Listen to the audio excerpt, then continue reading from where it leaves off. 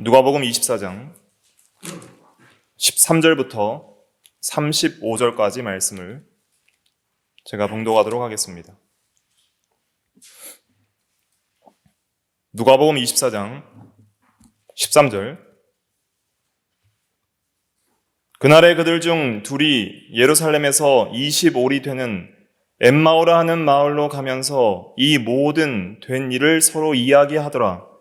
그들이 서로 이야기하며 문의할 때에 예수께서 가까이 이르러 그들과 동행하시나 그들의 눈이 가리어져서 그인 줄 알아보지 못하거늘 예수께서 이르시되 너희가 길 가면서 서로 주고받고 하는 이야기가 무엇이냐 하시니 두 사람이 슬픈 빛을 띠고 머물러 서더라.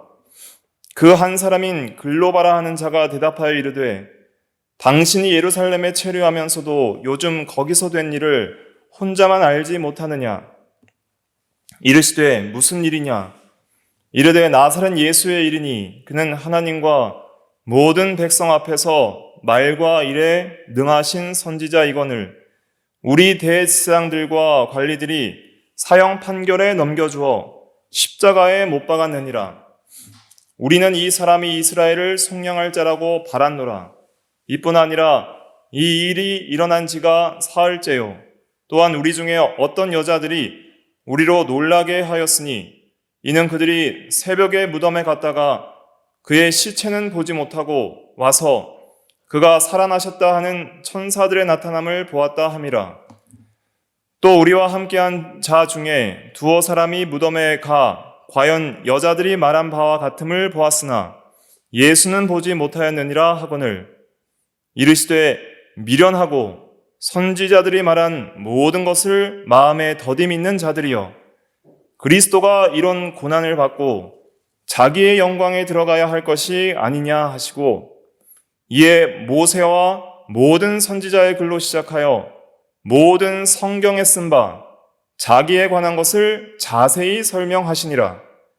그들이 가는 마을에 가까이 가매 예수는 더 가려 하는 것 같이 하시니 그들이 강권하여 이르되 우리와 함께 유하사이다. 때가 저물어 가고 날이 이미 기울었나이다 하니 이에 그들과 함께 유하로 들어가시니라. 그들과 함께 음식 잡수실 때에 떡을 가지사 축사하시고 떼어 그들에게 주시니 그들의 눈이 밝아져 그인 줄 알아보더니 예수는 그들에게 보이지 아니하시는지라.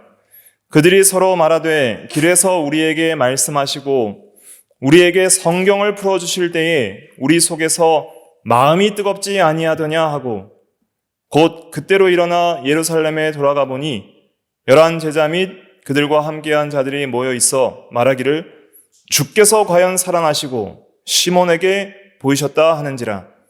두 사람이 길에서 된 일과 예수께서 떡을 떼심으로 자기들에게 알려주신 것을 말하더라. 아멘.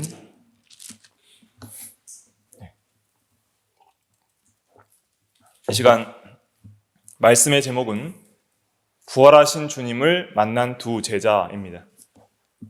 부활하신 주님을 만난 두 제자라는 제목으로 하나님 말씀을 증거하겠습니다. 예수를 믿는 그리스도인들은 주님을 만나야 됩니다. 특별히 부활하신 주님을 진리 안에서 영적으로 만나는 경험이 있어야 됩니다. 그러한 경험이 있을 때에 실제로 구원의 은혜들을 경험하고 구원받은 성도로서 믿음으로 힘있게 살아갈 수 있는 경건한 능력과 생명의 힘을 공급받게 되는 것입니다. 예수님의 십자가의 죽음을 2000년 전에 이 예수님의 십자가의 죽음을 경험한 많은 제자들이 그 죽음 이후에 낙심하고 두려워하며 떨며 신앙의 길을 걸어가지 못하는 그러한 모습들을 보게 됩니다. 예수님의 십자가의 죽음은 역사적인 사실입니다. 그걸 부인할 사람은 없는 거예요. 세상 위인 전기에도 나오는 일이고 실제로 2000년 전에 예수라는 그 인물이 십자가에 달려 죽었기 때문에 그것이 거짓이라고 부인하는 사람은 거의 없습니다. 근데 문제는 무엇이냐면 그 십자가의 죽음의 의미를 깨닫고 믿는 것이 중요한 것인데 그 의미를 제대로 깨닫는 사람들이 예수님의 제자들 중에 거의 없었다는 거예요. 성경에는 그 의미를 제대로 깨닫고 믿는 사람이 등장하지를 않습니다.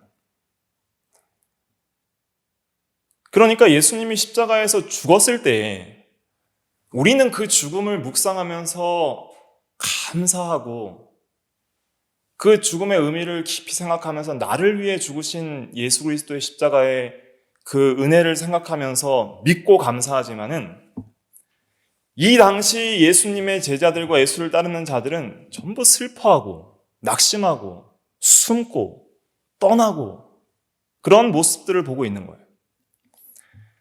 여자들은 예수님을 사랑해서 예수님을 장사도 제대로 못 지냈다고 생각하니까 24장 1절부터 보면은 향품을 미리 준비해서 시체에 바르려고 가고 있었고 살아있는 자를 죽은 자 가운데서 찾으면서 슬픔 가운데서 죽은 예수를 찾고 있었고 많은 제자들은 자기들도 잡혀 죽을까 봐 문들을 닫고 집에 숨어서 떨고 있었고 그리고 오늘 읽은 본문의 두 제자는 슬픈 빛을 띠고 낙심하며 절망 가운데 예루살렘을 떠나 엠마오라 하는 마을로 내려가고 있었습니다. 왜 그랬을까요? 그것은 예수 그리스도의 부활을 믿지 못하고 부활하신 주님을 경험적으로 만나고 주님과 함께하는 그 놀라운 생명의 은혜를 아직 확실하게 경험하지 못했기 때문에 부활하신 주님의 그 함께하심과 은혜를 믿음으로 경험하지 못하니까 십자가의 의미조차도 참되게 깨닫지 못하는 거예요. 십자가의 의미가 나를 위해 죽어주신 그 예수 그리스도의 대리적 속죄, 대신 죄사하는 그 죽음심이라는 것을 이해하지 못하고 실패한 메시아, 내가 따랐고 정치적으로 이 유대 왕국을 재건하며 이 현세 세상에서 복을 누릴 수 있도록 참으로 평안하고 안정된 나라를 건설해 줄 그러한 현세적이고 정치적인 메시아를 바라봤던 모든 제자들은 예수님의 죽음 앞에 실망하고 말았던 것이죠. 그것이 엠마오로 가는 제자들의 마음속에 있었던 그 마음이었습니다. 그러면서도 계속 그 얘기를 하는 거예요. 이 제자들이 엠마오로 내려가면서도 정말 우리가 예수를 우리의 구주로, 정치적인 메시아로, 또 참 위대한 선지자로 그렇게 우리가 따르고 믿었는데 어떻게 그분이 이렇게 허무하게 죽을 수 있는가 하면서 슬픔 가운데 소망 없이 그렇게 내려가고 있었습니다. 그러나 다른 얘기는 하지 않았어요. 계속 예수 그리스도에 대해서 얘기를 하고 있는 거예요. 13절부터 15절까지 한번 같이 읽어보겠습니다. 시작. 그날에 그들 중 둘이 예루살렘에서 25리 되는 엠마오로 하는 마을로 가면서 이 모든 된 일을 서로 이야기하더라. 그들이 서로 이야기하며 문의할 때에 예수께서 가까이 이르러 그들과 동행하시나 그들의 눈이 가리어져서 그인 줄 알아보지 못하거늘. 엠마오로 내려가면서 계속 예수님께서 죽으신 그 일을 서로 이야기하고 있었습니다. 계속 예수님의 십자가의 죽음의 진리에 대해서 믿지는 못하지만은 또 완전히 이해하지는 못했지만은 이 일이 왜 이렇게 되었을까라고 계속 상고하고 있었던 것이죠. 그때 부활하신 예수님께서 그들과 동행하기 시작하셨습니다. 그들에게 부활하신 모습으로 나타나서 그들 앞에 서셨습니다. 그리고 함께 길을 걸어가고 계셨습니다. 그러나 그들의 눈이 가리어져서 그인 줄 알아보지 못했다 그랬습니다. 중요한 것은 믿음이 없으면 육신적으로 예수님께서 우리 앞에 보이도록 나타나셔도 우리는 예수님을 알아볼 수 없습니다. 그리고 알아보지 못할 뿐 아니라 예수님과 함께 하시는 그 능력과 은혜들을 우리가 경험할 수가 없는 거예요. 아무리 주님이 육체적으로 우리 앞에 지금 계신다 하더라도 그 주님을 우리가 믿음으로 따르지 않으면, 믿음으로 주님을 영접하고 주님을 믿음으로 붙들지 않으면 주님께서 우리에게 주시고자 하는 생명의 능력이 우리에게 공급되지가 않는 거예요.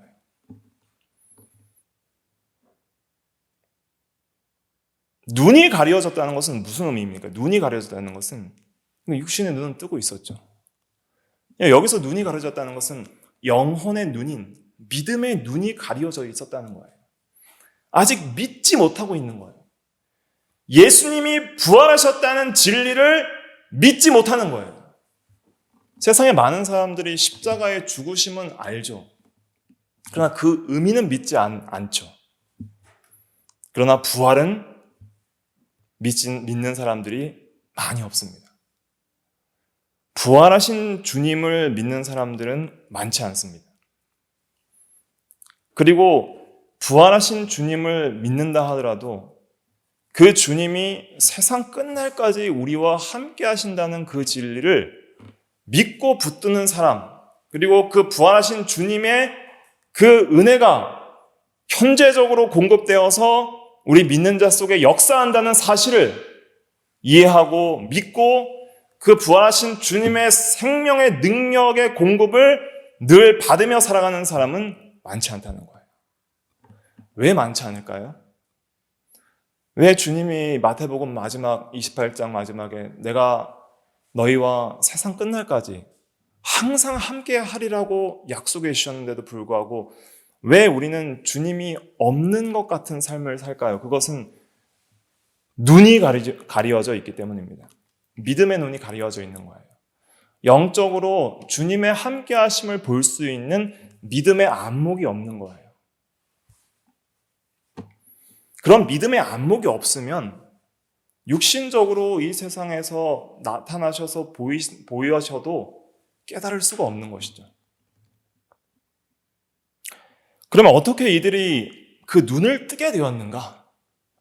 예수님께서 성경에 게시된 자기에게 관한 진리를 자세하게 설명하여서 진리의 말씀을 계시해 주셨을 때에 비로소 이 제자들의 눈이 뜨게 되는 거예요.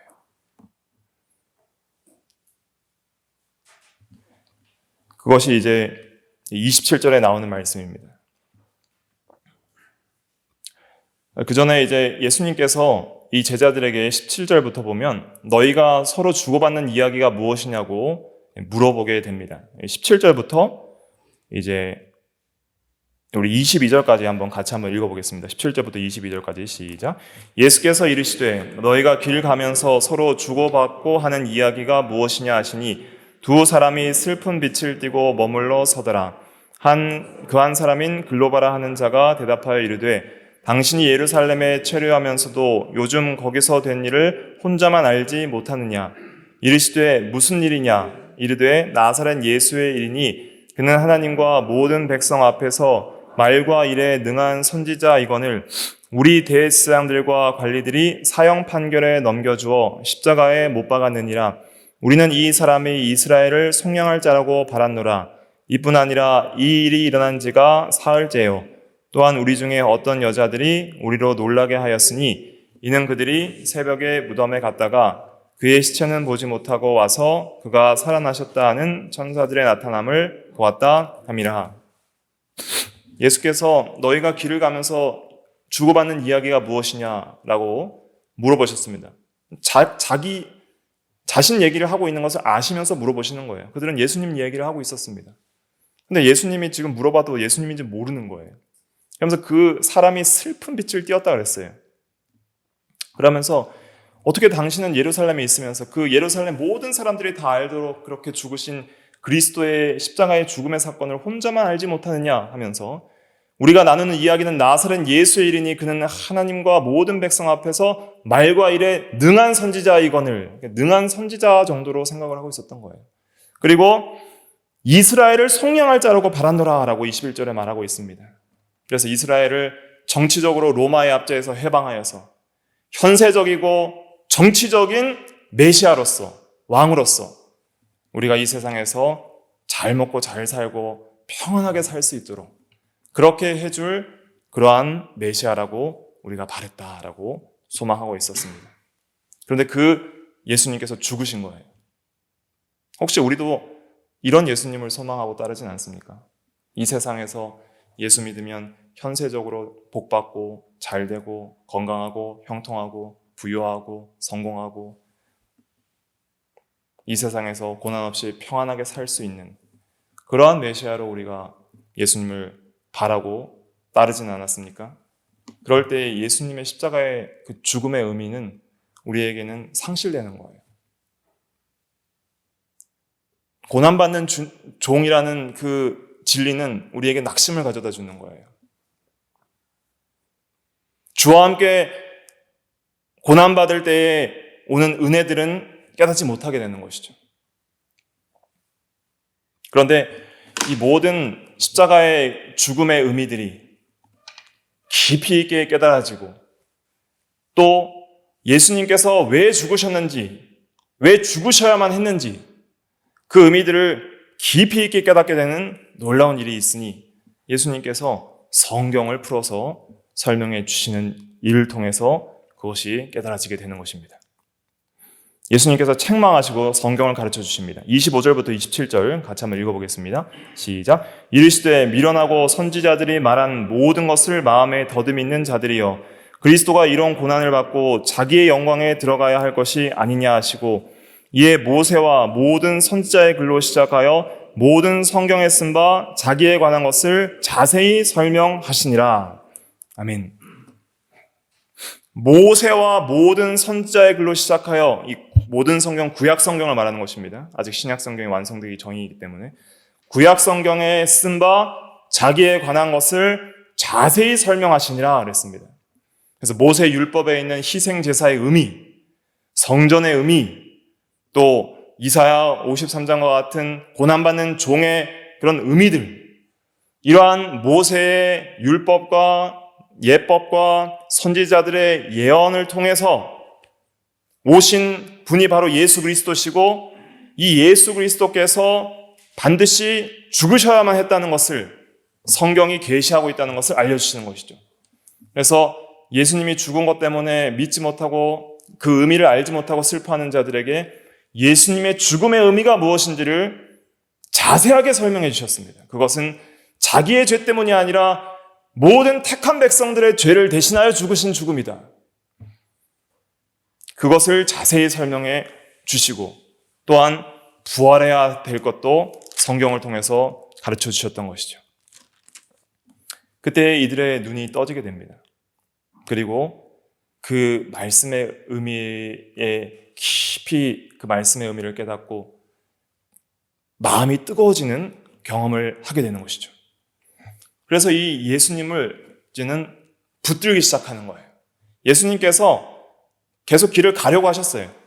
그들은 이제 엠마오에 멈춰서 유숙하려고 했는데 예수님께서는 더 가려는 것 같이 하셨다 그랬습니다. 28절에 보면 그들이 가는 마을에 가까이 가매 예수는 더 가려는 것 같이 하시니 그때 이제 이 두 제자가 예수님을 붙들게 됩니다. 29절 같이 읽어보겠습니다. 시작. 그들이 강권하여 이르되 우리와 함께 유하사이다. 때가 저물어 가고 날이 이미 기울어졌나이다 하니 이에 그들과 함께 유하로 들어가시니라. 그때 이들이 예수님을 붙들었습니다. 생명의 말씀이 이분께 있는 줄 알고 주님을 붙드는 거예요. 자원하는 마음으로. 우리에게 이런 것이 있어야 됩니다. 예수님은 자원하여 자신을 붙들고 자신에게 나아오는 자들을 만나주시고 그들에게 진리를 알려주십니다. 우리는 억지로 예수님을 따르는 자들이 아닙니다. 예수님은 억지로 따르기도 싫은데 위협해서 두려움을 줘서 그렇게 따르게 하시는 분이 아니에요. 오히려 우리 마음에 감동을 주시고 우리의 마음을 뜨겁게 하셔서 영생의 말씀이 주께 있사오니 우리가 누구에게로 가리이까 하는 그러한 간절한 마음을 가지고 예수님을 따르고 예수님을 붙들게 하시는 것이죠. 그래서 우리도 자원하는 심령으로 주님께 나아가야 됩니다. 자원하는 마음으로 주님을 찾아야 됩니다. 부활하신 주님이 육체적으로는 승천하셔서 지금은 눈에 보이지 않지만은 영으로 우리와 세상 끝날까지 함께 하시는 그 주님이 여전히 우리와 함께 계심을 믿고 그 주님을 찾고 붙들고 붙잡아야 되는 것이죠. 주님을 만나지 않으면 살 수 없다는 절박한 심령을 가지고 내가 주님 한번 만나봐야 되겠다 하는 마음을 가지고 간절하게 기도하고 주의 말씀을 좀 깨달아 봐야 되겠다는 간절한 심령을 가지고 주의 말씀을 붙들고 성경을 읽고 공부하고 듣고 하는 그러한 마음이 있을 때 우리는 주님을 만날 수 있는 것입니다. 그러한 마음이 없기 때문에 주님을 만날 수가 없는 거예요. 나에게 주님을 만나고자 하는 간절한 마음도 없고 진리를 붙들고자 하는 마음도 없고 주님을 함께 내 안에 모시고자 하는 마음도 없으니 어찌 주님이 우리와 함께 하실 수 있겠습니까? 이들은 강권하여 이렇습니다. 강권하여 이르되 우리와 함께 유하사이다. 주님과 함께 있기를 원했습니다. 그때 주님은 절대 외면하지 않으셨습니다. 우리가 주님 앞에 나아갈 때 주님이 너가 그렇게 나를 사랑하고 찾아도 난 널 별로 만나고 싶지 않다라고 말해주시는 분이 아닙니다. 모든 간절한 심령으로 찾는 자들에게 주님은 만나주시고 함께해 주시고 그들과 함께 계셔 주십니다. 그러한 주님과 함께하는 역사를 경험하는 것이 중요한 것이죠. 30절에 보면 그들과 함께 음식 잡수실 때에 떡을 가지사 축사하시고 떼어 그들에게 주시니 그들의 눈이 밝아져 그인 줄 알아보더니 예수는 그들에게 보이지 아니하시는지라. 31절 중요한 말씀인데요. 같이 한번 다시 읽어보겠습니다. 시작. 그들의 눈이 밝아져 그인 줄 알아보더니 예수는 그들에게 보이지 아니하시는지라. 예수님과 함께 있기를 원하고 주님을 모시기를 원할 때에 주님이 함께 계시게 되었고 그때 눈이 밝아지게 되었습니다. 주님의 말씀을 사모하고 주님의 말씀을 의지하고 주님을 붙들고 주님과 함께 있기를 원할 때 우리가 아직 믿음이 연약해서 주님이 잘 보이질 않고 주님이 누구신지를 잘 모르고 주님이 나와 함께 하는지 안 하는지도 잘 못 느껴지고 정말 주님이 계신지도 의심이 들 수도 있고 하는 그러한 때라도 주님의 말씀을 의지해서 주님을 붙들고 주님과 함께 하기를 원하는 간절한 사모하는 심령을 가질 때 주님께서 함께 해주시고 그리고 눈이 밝아져서 주님이 함께 계시는 것을 알아보게 되는 역사를 주시는 것이죠. 믿음의 눈이 떠져서 예수님께서 우리와 함께 계심을 보게 하시는 것입니다. 주님이 나와 함께 계시는구나. 주님이 우리 심령 속에 계시는구나. 주님이 나를 붙들고 계시고 나에게 힘과 능력을 주시고 세상 끝날까지 함께 하시는구나. 여전히 주님은 거기 계셨고 나와 함께 계셨구나. 내가 알지 못했구나. 내가 주님을 떠난 것이었구나 하는 것을 깨닫게 되는 것이죠. 그때 그들의 눈이 밝아졌을 때 여기서 참 중요한 진리를 가르쳐 주는데요. 눈이 밝아져서 이제 예수님께서 우리가 따르던 그 예수님인지 그제서야 알아봤습니다. 그제서야 육신의 눈으로 예수님을 보게 됐어요. 이분이 예수님이구나 하는 걸 이제 알아본 거예요. 전에는 왜 못 알아봤을까요? 부활체의 이 영광스러운 모습을 가지고 계시기 때문에 믿음의 눈이 없이는 못 알아봤던 거예요. 근데 이제 알아봤으니까 좀 더 계시면 좋겠잖아요. 좀 더 함께 육신적인 눈으로 볼 수 있도록 계시면 좋겠는데 알아보는 즉시 더 이상 보이지 않게 떠나가시는 거예요. 여기서 우리에게 가르쳐주고자 하는 진리는 무엇이냐면 예수님 부활 이후에 신약교회 성도들은 보는 것으로 행하지 않고 믿음으로 행한다는 것을 여기서 가르쳐 주시는 것입니다. 주님을 보고 주님과 함께하는 것은 어떤 육체적 눈과 육체적 감각과 만짐으로 함께하는 것이 아니라 믿음의 눈과 영적으로 함께함을 깨닫게 해주시는 거예요. 그래서 그들에게 더 이상 보이지 아니하심으로써 육체적인 방식으로 더 이상 주님을 따르지 말고 믿음의 눈을 떠서 영적으로 주님을 모시고 따르는 제자의 삶을 살게 하시려고 이렇게 더 이상 보이지 않는 방식으로 주님 자신을 나타내 보이시는 거예요. 여기서 중요한 건 무엇이냐면 예수는 그들에게 보이지 아니하시는지라 했죠. 보이지 아니하시는지라가 떠났다는 말씀이 아닙니다.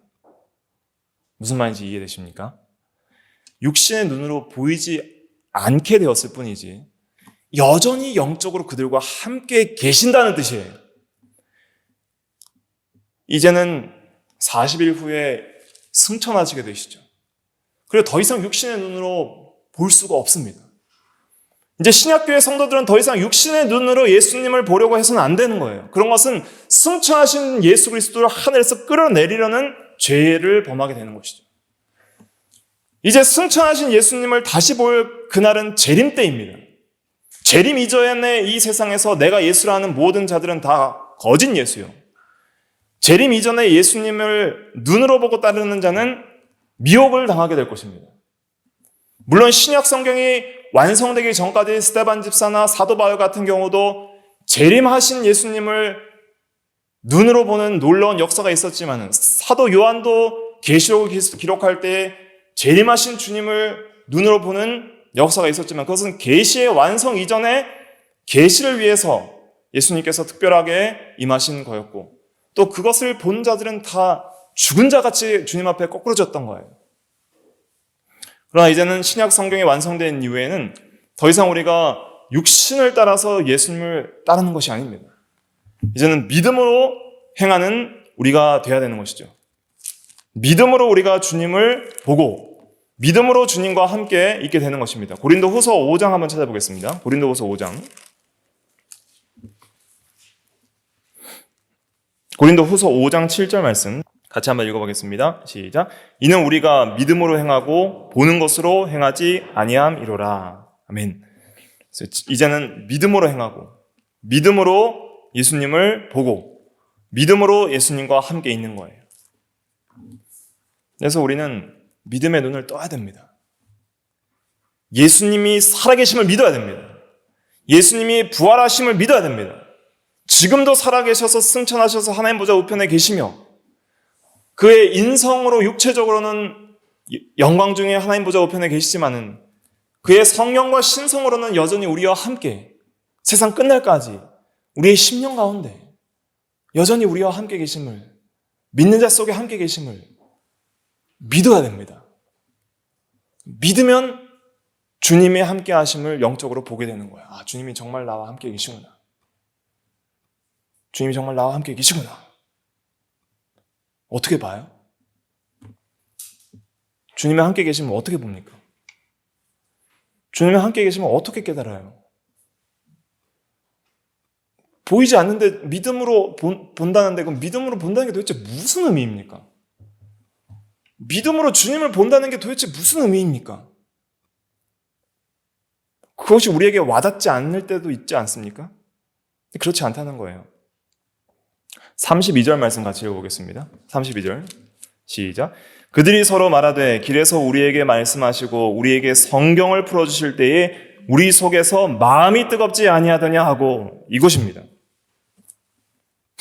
성경을 풀어주실 때에 우리 속에서 마음이 뜨겁지 아니하더냐 하고 이것이 주님의 함께 하심의 역사입니다. 아무런 말씀에 감동을 못 느끼던 자들이 진리의 말씀을 깨닫게 되는 것. 하나님의 이 성경 말씀은 하나님의 말씀이구나. 이것이 진리구나. 하나님은 살아계시고 하나님의 말씀은 진리이구나. 이 말씀은 반드시 이루어지는구나. 이 말씀 앞에 우리는 죄인이고 이 말씀대로 예수 그리스도께서 오셔서 우리를 위하여 죽었다가 다시 살아나셨고 우리도 주와 함께 살게 되는구나 하는 것을 믿게 되는 것이죠. 그리고 그 진리 때문에 마음이 뜨거워집니다. 이것은 성령께서 주시는 감동하심입니다. 성령께서 우리를 감동시키시면 그 진리 안에서 우리의 마음이 뜨거워집니다. 하나님을 아는 지식이 있어서 뜨거워집니다. 하나님이 얼마나 거룩하시고 사랑스러우신 분이신지를 지식적으로 깨닫게 되는 거예요. 이것이 생명의 역사입니다. 인격적인 분을 안다는 것은 인격적으로 알아가는 거예요.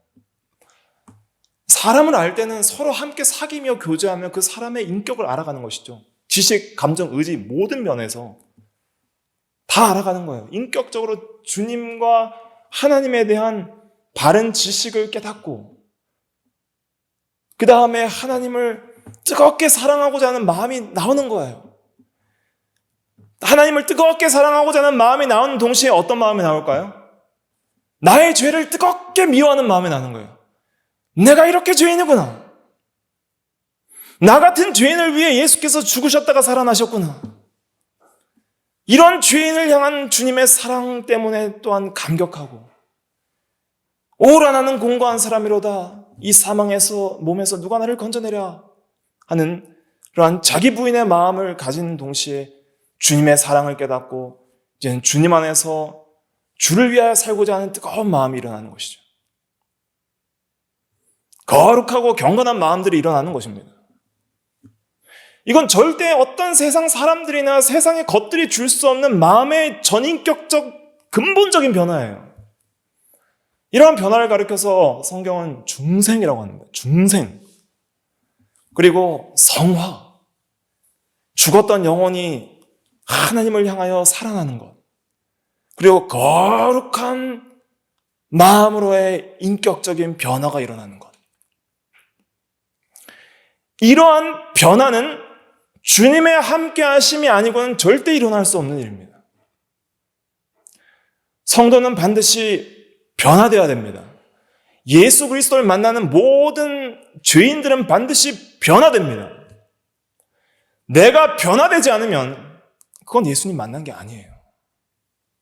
죄송하지만 지식적으로 예수님을 동의했다 할지라도 내 마음속에 뜨거워진 경험이 없고 죄를 미워해 본 경험이 없고 주님을 뜨겁게 사랑하여서 주를 위해 모든 것을 바치고자 하는 헌신된 마음이 일어난 경험이 없고 진리를 깨닫고 진리를 붙들고 진리를 사모하고 진리를 생명같이 여겨서 진리대로 살고자 하는 마음에 뜨거운 변화가 없으면 아직 주님을 만난 것이 아니거나 너무 아직 믿음이 어려서 주님이 함께 계셔도 어린아이처럼 느끼지 못하거나 둘 중에 하나인 것이죠. 예수 믿는 도는 그렇게 시시한 게 아닙니다. 아무 능력도 없고 그냥 슬픈 빛을 띠고 엠마오로 가는 두 제자처럼 세상에 소망 없이 절망 가운데 낙심하는 그런 생명 없는 종교가 아니에요. 예수 종교는 부활의 종교요, 생명의 종교입니다. 죽은 영혼을 살리고 한 번 죽을 육체를 다시 살려서 영원토록 주와 함께 만드는, 주와 함께 있게 만드는 그 종교가, 그 진리가 있는 종교가 바로 예수 종교예요. 예수 종교는 부활의 종교요, 생명의 종교요, 소망의 종교요, 기쁨의 종교요. 슬픈 영혼, 낙심한 영혼이 마음이 뜨거워지는 역사가 일어나는 그러한 경건의 생명의 능력의 역사가 있는 종교입니다. 그런 내적 변화를 경험하는 것이 그것이 예수 믿는 것이요. 그것이 참된 복이요. 그것이 참된 기적입니다. 이런 변화들을 부활절에만 생각할 것이 아니라 우리의 매일의 삶 가운데 이런 변화를 경험하며 살아야 됩니다. 매일의 삶 가운데 주님의 말씀이 믿는 자 가운데 역사하여 마음이 뜨거워지고 그 말씀을 믿는 심령 가운데 함께 하시는 주님을 경험하고 그 함께 하시는 주님께서 우리를 변화시키는 놀라운 중생과 성화의 역사들을 경험해 나가야 되는 것이죠. 그렇게 좋아하던 세상이 미워지고 그렇게 즐기던 죄악들이 싫어지고 별로 사랑스럽지 않은 그 예수 그리스도께서 나의 전부보다 더 사랑스러워지는 그 놀라운 변화는 주님께서 주시는 은혜와 믿음에서 일어나는 것이고 특별히 주의 성령께서 성경을 우리에게 풀어주실 때 성경에 계시된 진리를 깨닫게 하실 때 무슨 신비참하거나 환상을 보거나 음성을 듣거나 하는 것이 아니라 이제는 완성된 계시인 이 성경을 믿음의 눈으로 보고 그 성경의 진리를 깨닫게 하실 때 그 성경의 진리 안에서 믿는 자 가운데서 역사하시는 주님의 함께하심과 능력을 경험하게 되는 거예요. 이러한 경험이 우리에게 있어야 됩니다. 이러한 경험이 없이는 절대 세상을 이길 수 없습니다. 세상의 죄악들을 이길 수 없습니다. 내가 사랑하는 것을 어떻게 이기겠어요? 내가 좋아하는 죄를 어떻게 이겨요? 그 죄가 미워지고 죄악된 내 자신조차도 미워지고 주님이 가장 사랑스러워야지 경건한 삶을 살 수 있는 것입니다. 경건의 모습만 가진다고 세상의 빛과 소금이 됩니까? 거룩한 삶을 우리가 살아갈 수 있습니까? 그런 모습을 형식적으로 취한다고 해서 정말 그런 능력 있는 사람이 됩니까? 전혀 마음도 없는데 어떻게 형제를 사랑하겠습니까? 전혀 마음도 없는데 어떻게 원수를 사랑해요? 예수님은 진실로 그렇게 사랑하셨던 분이에요. 진실로 형제를 사랑하고 원수를 사랑하고 죄인을 사랑하시되 자기를 대신하여 주신 분입니다. 그러한 사랑의 역사가 어떻게 일어납니까? 믿는 자 가운데 주님이 함께 하셔서 주님의 마음이 나의 마음이 될 때 그것이 가능한 거예요. 부활하신 주님께서 왜 부활하셨습니까? 왜 부활하셨습니까? 영원토록 우리와 함께 계셔서 이제는 그 생명의 세계에 살게 하시려고 부활하신 거예요. 더 이상 죄악의 종로로 타지 말고 마귀와 세상의 종로로 타지 말고 이제는 생명의 주를 너의 주로 섬기고 이제는 영적 생명에 있는 삶을 살아가라.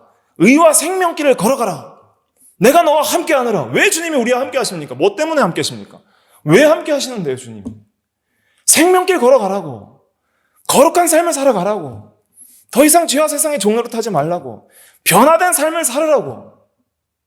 그렇게 주님이 우리와 함께 하시는 거예요. 그런 주님이 함께 하시면 우리가 경험해야 되는 것입니다. 그런 경험이 없이는 예수 믿는 믿음이 무슨 역사가 있습니까? 나의 실제적인 삶에 무슨 의미가 있습니까? 여전히 힘들고 고통스러워요. 슬프고 의미 없고 힘들고 지치고 현실은 여전히 고생이에요.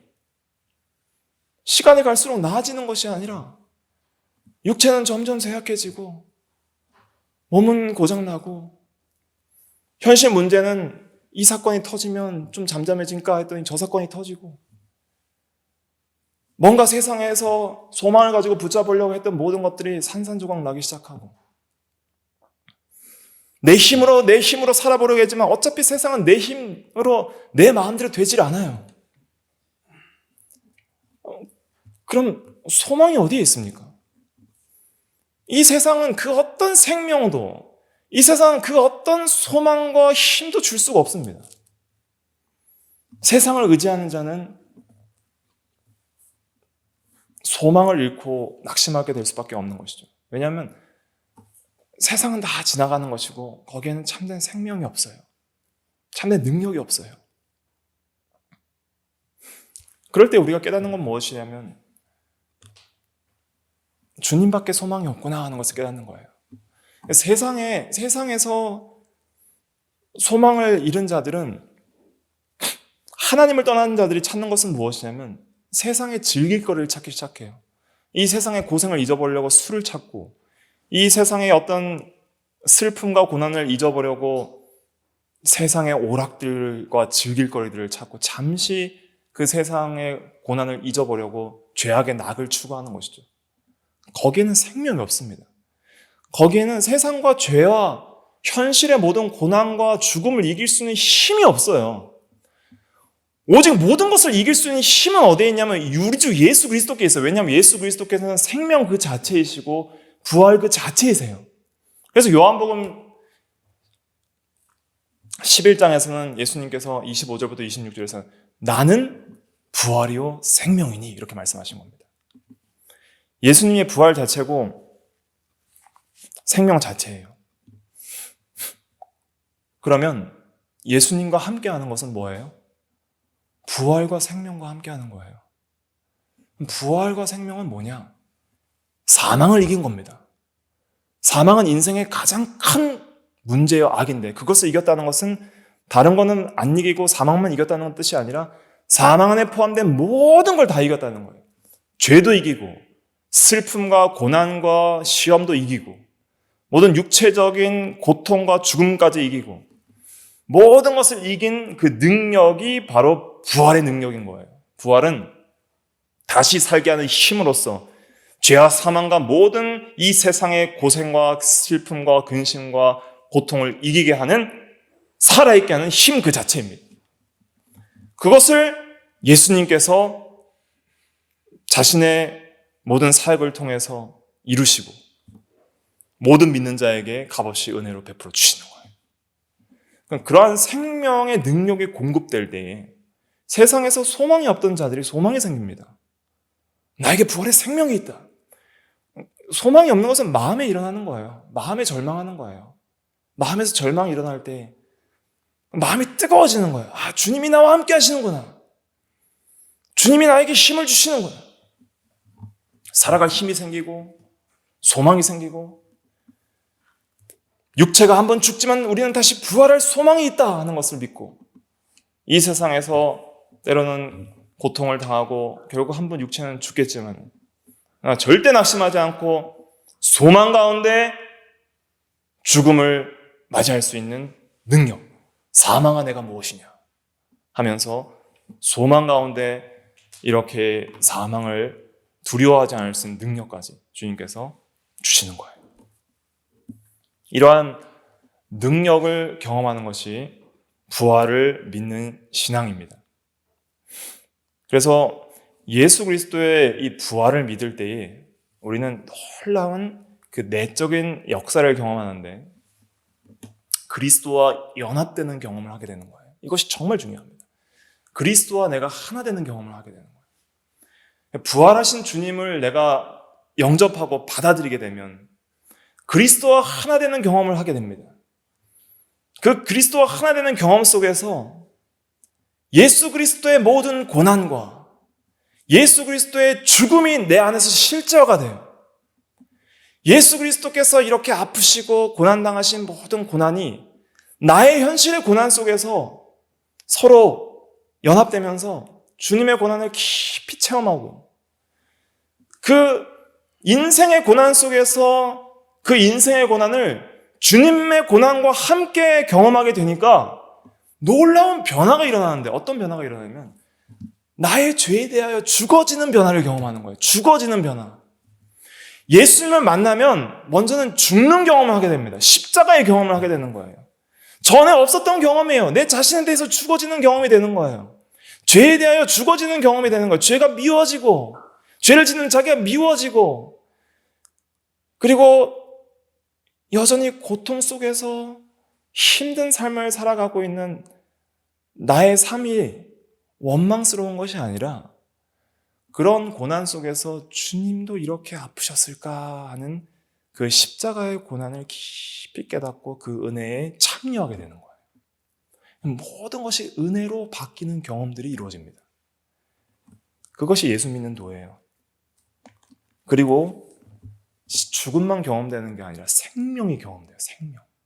다시 사는 경험들이 일어나는 거예요. 하나님을 향해 살아있게 하는 경험. 하나님을 향해 의롭게 살아가고자 하는 뜨거운 마음. 그러니까 이 엠마오로 가던 제자들이 33절에 보니까 곧 그때로 일어나 예루살렘으로 돌아갔다 그랬습니다. 곧 그때로 일어나 이제는 주님을 향해 다시 나아가는 거예요. 그 밤에 피곤한데 자려고 지금 유숙하고 있는데 그 마음이 뜨거워질 때 이럴 때가 아니다. 우리가 다시 주를 위해 살자. 예루살렘에 가서 주와 복음을 위해 죽자 하고 일어나서 가는 거예요. 부활의 증인이 되자. 그러면서 내 자신의 죄에 대한 죽는 경험 그리고 살아계신 하나님을 향해 대해서는 사는 경험이 우리 마음속에 일어나는데 그것이 예수 만난 사람들의 체험입니다.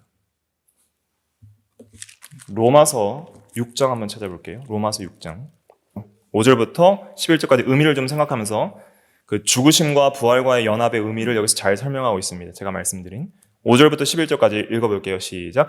만일 우리가 그의 죽으심과 같은 모양으로 연합한 자가 되었으면 또한 그의 부활과 같은 모양으로 연합한 자가 되리라. 우리가 알거니와 우리의 옛사람이 예수와 함께 십자가에 못 박힌 것은 죄의 몸이 죽어 다시는 우리가 죄에게 종노릇하지 아니하려 함이니 이는 죽은 자가 죄에서 벗어나 의롭다 하심을 얻었음이라. 만일 우리가 그리스도와 함께 죽었으면 또한 그와 함께 살 줄을 믿노니 이는 그리스도께서 죽은 자 가운데서 살아나셨음에 다시 죽지 아니하시고 사망이 다시 그를 주장하지 못할 줄을 알미로라. 그가 죽으심은 죄에 대하여 단번에 죽으심이요 그가 살아계심은 하나님께 대하여 살아계심이니 이와 같이 너희도 너희 자신을 죄에 대하여는 죽은 자요 그리스도 예수 안에서 하나님께 대하여는 살아있는 자로 여길지어다. 아멘. 죄에 대하여는 죽은 자요 그리스도 예수 안에서 예수와 연합된 성도들은 하나님께 대하여는 살아있는 자로 여길지어다 그랬습니다. 이렇게 살게 하시려고 그가 죽으셨다 그랬어요. 그가 죽으시면 죄에 대하여 단번에 죽으시며 그가 살아계시면 하나님께 대하여 살아계심이니 우리도 죄에 대하여 죽고 하나님에 대하여 산 자가 되게 하시려고 주님께서 죽으시고 다시 사셔서 우리와 함께 하십니다. 예수님을 믿는 자는 예수님과 함께 됩니다. 예수님 안에 들어가게 됩니다. 그리스도께서 우리 안에 계신 거예요. 그것이 연합입니다. 영적, 신비적, 생명적 연합이에요. 그 연합을 통해 예수 능력과 생명이 우리에게 공급될 때에 진리 안에서 그것이 공급되는데 그럴 때에 마음이 뜨거워지는 역사가 경험되는 거예요. 죄에 대하여 죽어지는 역사. 우리가 엠마오로 내려간 것이 이것이 죄구나. 어찌 주님을 깨닫지 못하고 우리가 주님을 떠나 세상으로 내려갔는고. 주여 회개합니다. 다시 주를 향해 올라갑니다. 예루살렘으로 그 즉시 하룻밤 자고 가자 하는 것이 아니라 피곤하니까 오늘 자고 가자 하는 것이 아니라 곧 즉시 일어나 주를 위해 살게 하시는 그 놀라운 능력, 그 뜨거워지는 역사, 이것이 예수 생명의 역사입니다. 부활하신 주님은 시시한 능력이 아닌 거예요. 마른 나뭇가지와 같은 시체와 같은 생명력 없어서 흘러 떠내려가는 죄인들을 다시 살게 하시는 능력을 우리에게 공급해 주십니다. 이러한 역사가 믿는 자 가운데 있는 것입니다. 진리를 붙들고 주님을 모시기를 사모하고 믿음으로 그 말씀을 붙드는 자들에게 성경을 풀어주시는 놀라운 은혜들을 경험하는 모든 자들에게 그 진리가 그 믿는 자 속에 역사할 때에 주님의 함께 하시는 역사가 일어나는데 그럼 주님의 함께 하시면 도대체 뭔가? 바로 이겁니다. 마음이 뜨거워져서 죄에 대하여 죽어지게 되는 역사, 살아계신 하나님을 향해 살아가는 역사, 영혼의 주도적인 성향의 근본적인 전환으로서 세상과 죄를 미워하고 하나님을 향해 살아가게 하는 그 놀라운 인격적 변화, 그 속에서 주님을 뜨겁게 사랑하고 세상을, 죄를 미워하는 절대로 이길 수 없고 끊을 수 없을 것 같은 죄악이 끊어져 나가고 전혀 사랑스럽지 않던 하나님인 나의 목숨보다 사랑스러워지는 이 변화는 믿는 자 속에서 함께 하시는 부활의 생명의 주님의 역사 외에는 일어날 수 없는 거예요. 이게 생명입니다. 그리스도인의 생명은 여기에 있는 거예요.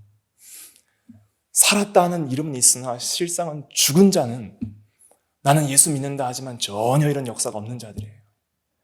마음이 뜨거워지지도 않고 죄를 미워하고 하나님을 사랑해본 경험이 전혀 없는, 그러나 이 세상에서 찢겨갖고 이름도 없이 빛도 없이 살아가지만 믿는 자 속에서 날마다 이러한 뜨거움의 역사들이 일어나는 그 모든 성도들은 정말 참된 생명을 소유한 성도들입니다. 아직 이러한 생명을 경험하지 못한 모든 자들은 이러한 소망을 가져야 할 것이고 현재 경험하고 있지만은 더 풍성히 경험하고자 하는 자들은 더 주님을 붙들어야 할 것입니다. 그럴 때에 참으로 살아계신 이 주님의 함께하심의 역사가 믿는 자 가운데 일어나는 거예요. 그때 비로소 부활의 증인이 되는 거예요. 부활의 증인이 되는 거예요. 주가 과연 살아나셨다. 내가 주를 보았다. 전부 낙심한 제자들이 주님을 만나게 됩니다. 막달라 마리아가 주님을 만나고, 여자들이 주님을 만나고, 베드로가 주님을 만나고, 11 형제가 주님을 만나고, 도마가 주님을 만나고, 야고보가 주님을 만나고, 500의 형제가 주님을 만나고, 마침내 사도 바울도 주님을 만나게 됩니다. 그들이 전한 것이 무엇입니까? 부활하신 주님을 전했던 거예요. 그는 죽었지만 죽어서 끝난 실패한 그리스도가 아니라 다시 살아나신 생명의 주다. 그분을 내가 만났다. 남이 만났던 예수를 듣는 것이 우리에게 무슨 의미가 있습니까? 스데반이 만났고 바울이 만났고 이 엠마오로 가는 두 제자가 만난 예수님이 우리에게 무슨 의미가 있습니까? 내가 만나야죠. 내가 만날 때 비로소 예수님이 나의 생명의 주가 되는 거예요. 나의 아버지의 주, 나의 할아버지의 주, 나의 엄마 아빠의 주가 아니라 나의 주가 되어야 되는 거예요. 나의 주, 나의 생명, 나의 능력, 나와 함께 하시는 주님을 만나야 비로소 내가 주를 보았다라는 그 고백이 나의 고백이 되는 것이죠. 한 구절 보고 마치겠습니다. 33절부터 35절 본문 말씀 읽어보겠습니다. 시작. 곧 그때로 일어나 예루살렘에 돌아가 보니 11 제자 및 그들과 함께한 자들이 모여 있어 말하기를 주께서 과연 살아나시고 시몬에게 보이셨다 하는지라. 두 사람도 길에서 된 일과 예수께서 떡을 떼심으로 자기들에게 알려지신 것을 말하더라. 주께서 과연 살아나셨다. 시몬에게도 보이셨다라고 하는 말을 들을 때 이 두 사람도 우리도 주를 봤다. 우리도 주님을 만났다. 하는 것을 담대하게 증거할 수 있었던 것입니다. 이러한 고백이 우리에게 있어야 됩니다. 이러한 고백이 있을 때 예수 믿는 그 믿음이 능력이 있는 것입니다. 아무쪼록 모두 부활하신 주님을 만나서 생명의 능력의 역사가 있어서 마음이 뜨거워지는 저와 여러분들이 다 되어야 되겠습니다. 기도하겠습니다.